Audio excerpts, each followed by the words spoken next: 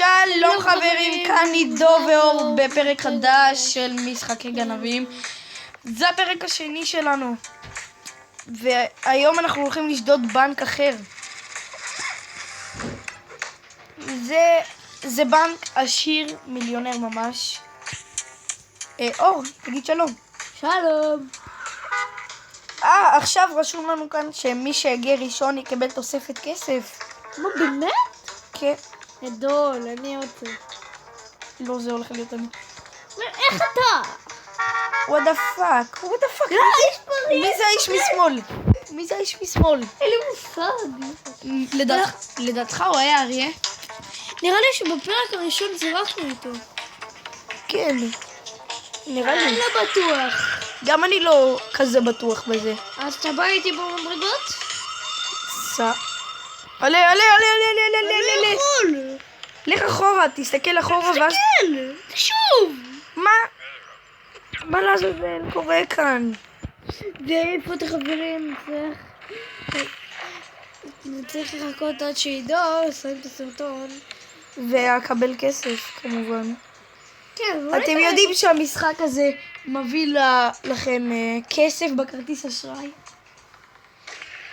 אם אתם מצליחים לפחות לנצח בו פעם אחת, כל הכסף שאתם מקבלים עובר לכם לכרטיס אשראי.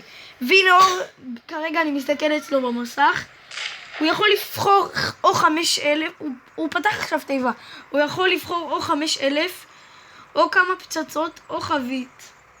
מה אתה בוחר, אור? אני בוחר כסף. תקבלו פצצה. זה יהיה כל כך ברור. מה, בחרת פצצה? הוא השתגע, חבר'ה. מה, אני לא משוגע. במקום 5,000 שקל, הוא בחר פצצה.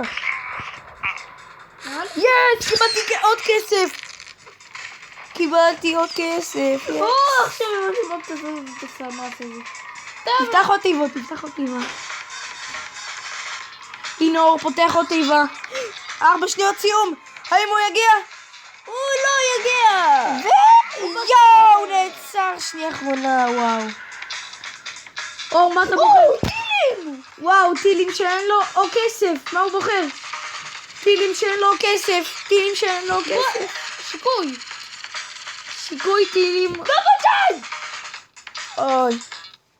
איזה טעות. טוב חבר'ה, יואו, קיבלתי גם 5,000.51. קיבלתי 5.51 אלף. וואו, אחלה סרטון באמת. אז זה סוף הפרק השני. מצטער שכמעט לא השתתפת בו באמת. כן, אבל אל תשכחו לסמן לייק. זה היה גם סרטון די...